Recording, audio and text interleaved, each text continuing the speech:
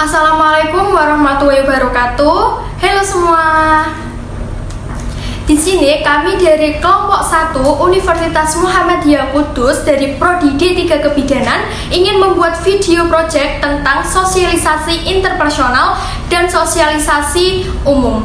Di sini, perkenalkan, nama saya Elisa Najwa Binatul Awaliyah, biasa dipanggil Elisa, dan teman saya Windy Andriani. Saya Fayunia Fitriani. Saya Fatimah Zahra. Saya Zahira Huranashwa. Dan saya Nurul Hidayah. Tonton terus video kita. Bye-bye.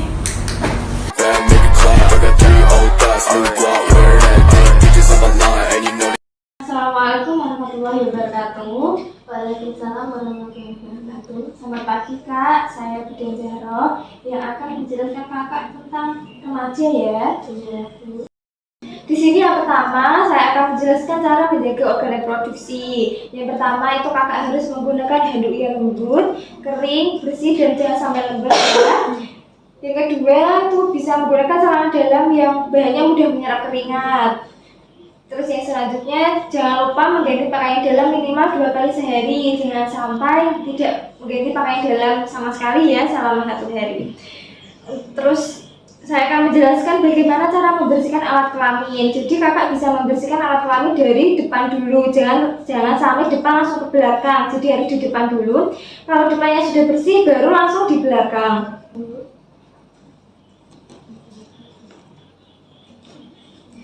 Di sini ada perubahan fisik dan psikis saat mengalami pubertas. Jadi kakak ini sudah pubertas ya? Sudah Bu.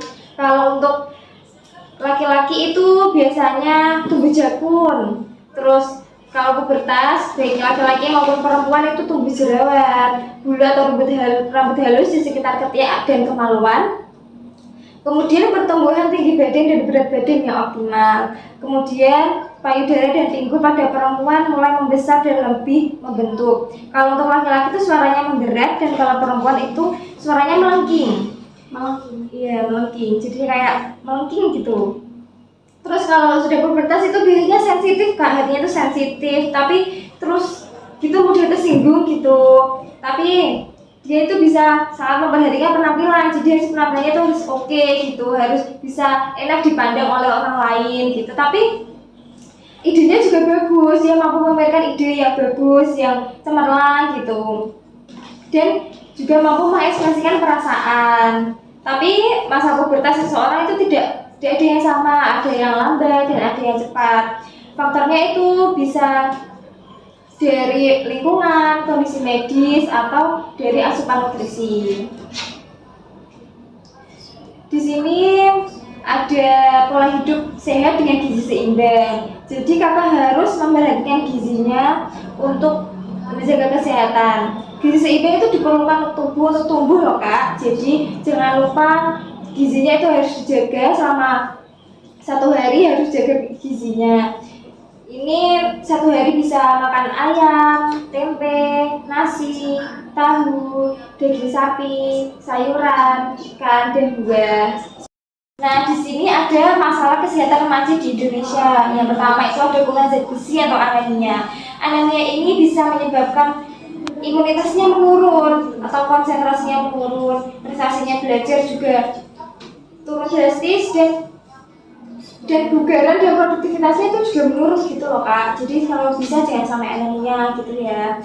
Yang kedua itu ada kurang tinggi badan atau stunting. Ini bisa menurunkan fungsi kognitif, kekebalan dan sistem metabolisme tubuh. Selanjutnya ada kurang energi kronis atau kurus. Kurus ini bisa disebabkan oleh kurangnya asupan gizi, baik karena alasan ekonomi maupun psikososial atau penampilan gitu ya. Yang keempat ini ada kegemukan atau obesitas. Jadi obesitas ini disebabkan oleh gaya hidupnya kurang sehat dan kurang melakukan aktivitas fisik seperti olahraga gitu, tidak pernah. Jadi bisa mengalami kegemukan gitu ya. Kegemukan yang berlebihan tadi.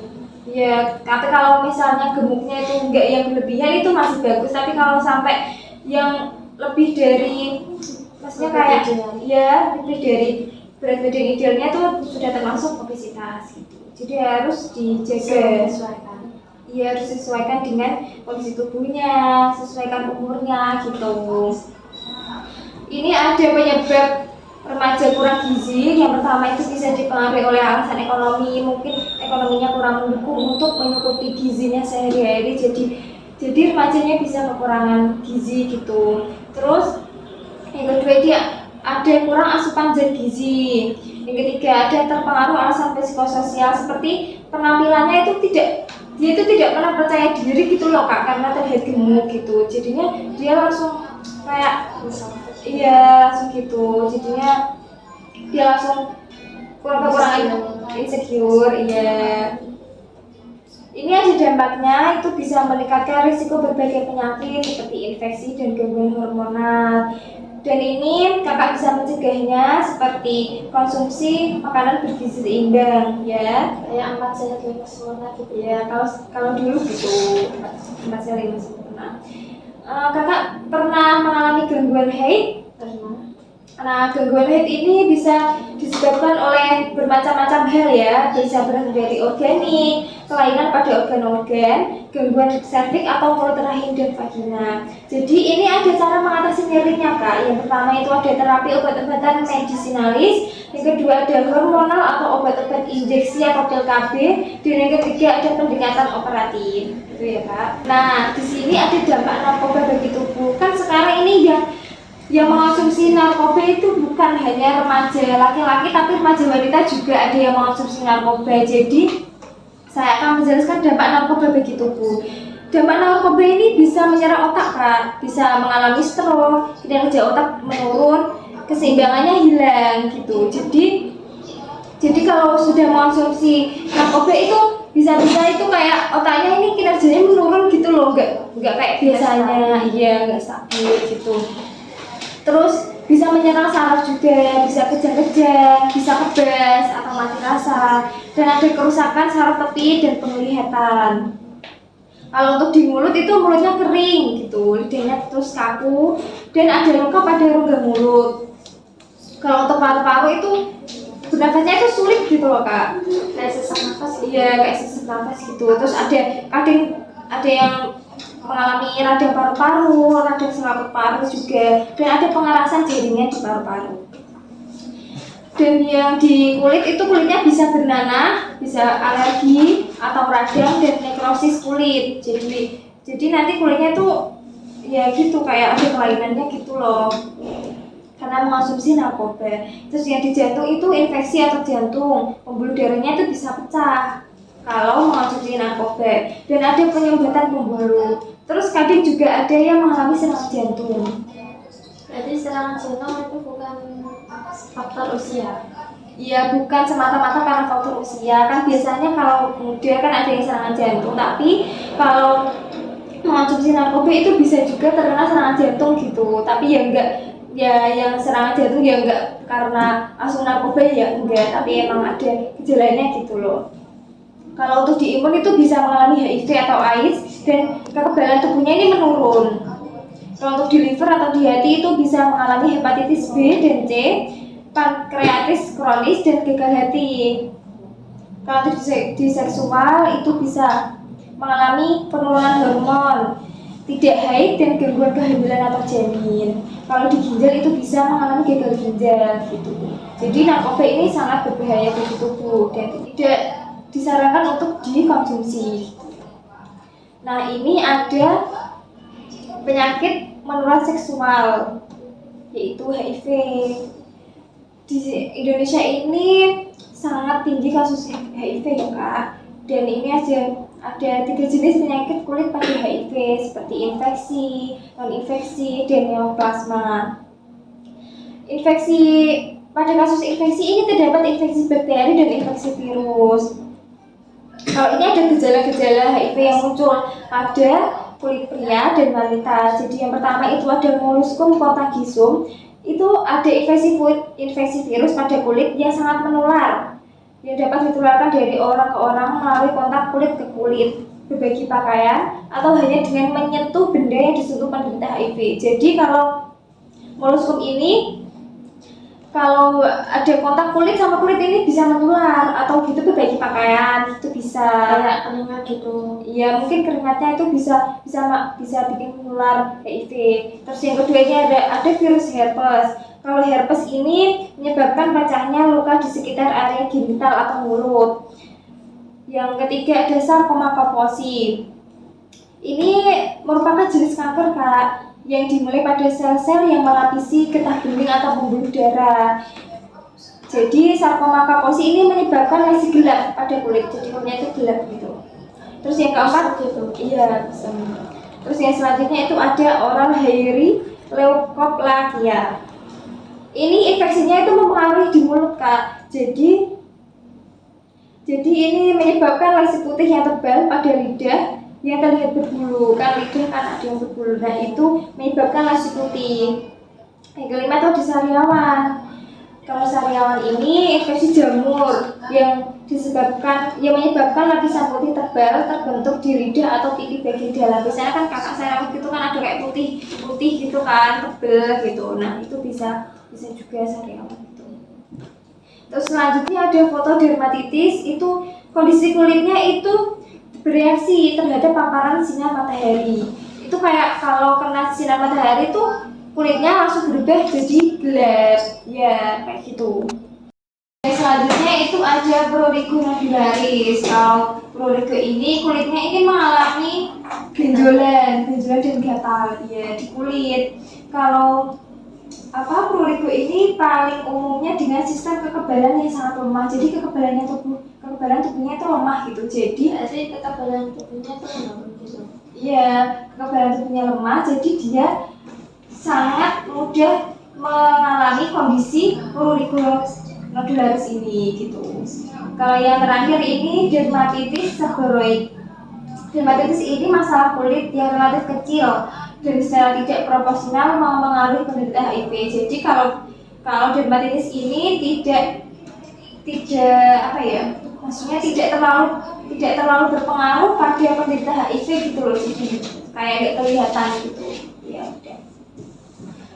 Baik, ini adalah penjelasan dari saya. Kurang lebihnya saya mohon maaf. Apabila penjelasan saya kurang jelas atau ada kesalahan kata, saya mohon maaf.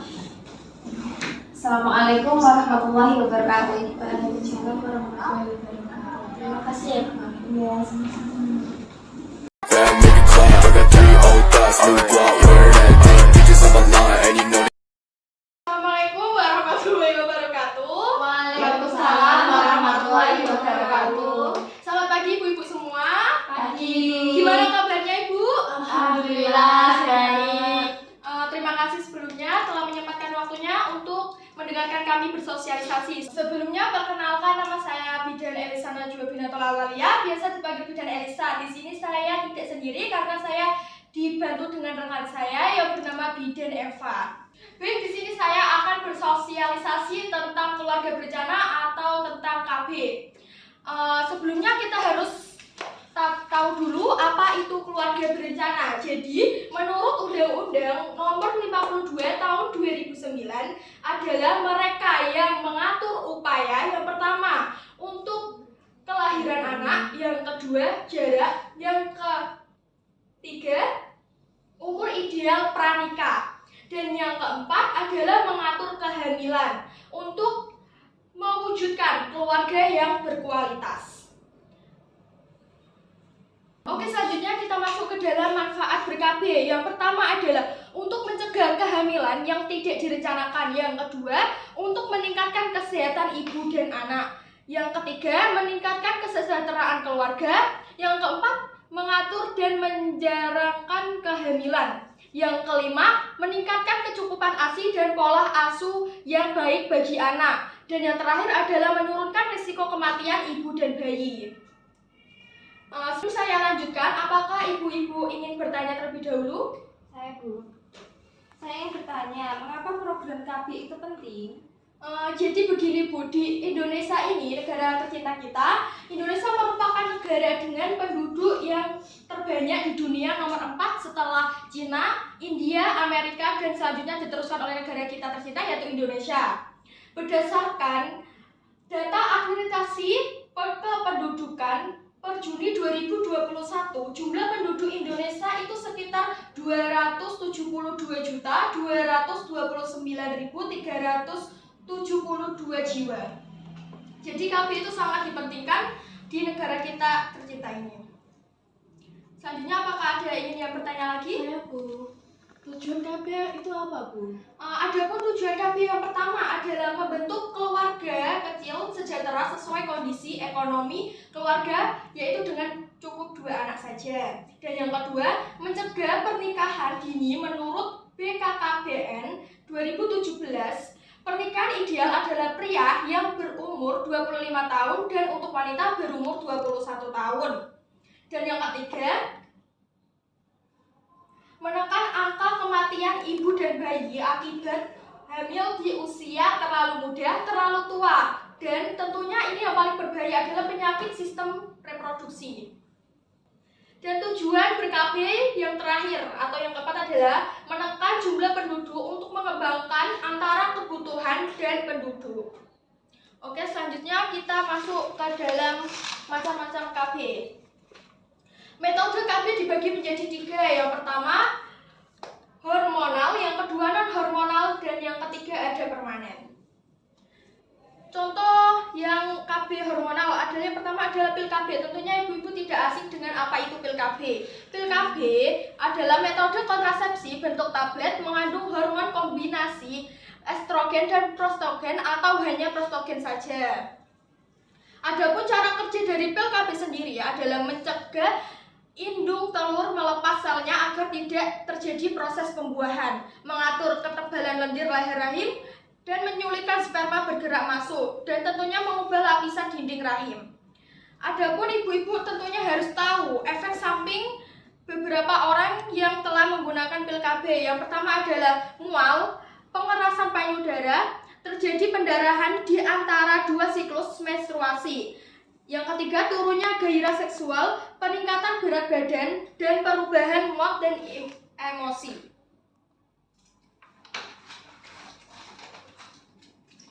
Dan yang kedua ada suntik KB 1 bulan atau 2 bulan atau suntik KB 3 bulan. Suntik KB 1-2 bulan, kelebihannya adalah resiko lebih rendah terkait dengan pendarahan tidak teratur sehingga menstruasi tetap lancar. Kekurangan dari suntik KB sendiri yaitu harus rajin datang ke bidan atau dokter untuk suntik ulang dan tidak bisa dipakai oleh usia di atas 35 tahun, tidak bisa digunakan untuk ibu yang sedang menyusui. Adapun suntik KB 3 bulan, kelebihannya adalah relatif aman untuk ibu menyusui, efektif karena bisa mencegah kehamilan hingga 99% dan bisa menurunkan resiko kanker rahim dan kanker ovarium. Adapun kekurangan dari suntik KB 3 bulan sendiri yaitu waktu kembali subur. Dari suntik KB 3 bulan ini sekitar 1 tahun pasca penggunaan dihentikan. Selanjutnya KB implan. Ada yang tahu sebelumnya apa itu KB implan? Belum, Bu. Baik, di sini saya akan menjelaskan apa itu KB implan. KB implan adalah alat kontrasepsi yang berbentuk seperti batang plastik elastis. Itu sepanjang korek api. Dan berukuran kecil menyerupai batang korek api yang dipasangkan di bawah lapisan kulit pada lengan atau samping dalam pada wanita. Biasanya orang-orang menyebutnya itu KB susuk. Adapun dengan penggunaan KB yang benar, KB implan dapat mencegah kehamilan selama 3-4 tahun. Yang kedua, angka efektivitas KB implan dalam mencegah kehamilan mencapai 99% sampai 99,8%.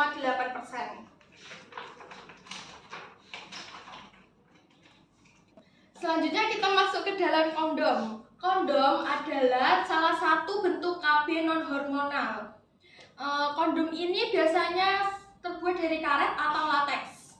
Kondom ini bisa digunakan pada pria dan wanita, biasanya dipasangkan pada alat kelaminnya untuk mencegah sperma masuk ke dalam vagina. Oke, selanjutnya kita masuk ke dalam MOW atau tubektomi. Tindakan operasi pengikatan atau pemotongan pada saluran telur wanita. Metode ini untuk pasangan usia subur yang tidak menginginkan anak lagi, tidak ada efek samping dalam jangka panjang, serta efektif untuk mencegah kanker ovarium. Selanjutnya, KBMOP atau vasektomi. Tindakan operasi pengikatan atau pemotongan pada saluran-saluran sperma sehingga cairan mani yang keluar tidak mengandung sperma. Metode vasektomi tergolong prosedur rendah. Resiko dan komplikasi. Efek samping dari MOP yaitu rasa nyeri atau ketidaknyamanan akibat pembedahan biasanya berlangsung beberapa hari. Oke, selanjutnya yang terakhir adalah alat kontrasepsi dalam rahim atau AKDR atau biasa IUD. Alat kontrasepsi kecil berbentuk huruf T yang dipasang di dalam rahim. Jangka waktu pemakaian AKDR atau IUD yaitu 5-10 tahun. Alat ini menetap kuat dan tidak berkarat di dalam rahim. Efek samping dari IUD yaitu kram dan flek beberapa hari. Bagaimana Ibu-Ibu, apakah bisa dipahami dari sosialisasi kami hari ini? Bisa Bu. Baik, terima kasih telah menyempatkan waktunya di sini. Sebelumnya saya mohon maaf apabila dalam kami bersosialisasi kurang dalam pemberian materi. Saya mohon maaf. Terima kasih. Wassalamualaikum warahmatullahi wabarakatuh. Waalaikumsalam warahmatullahi wabarakatuh.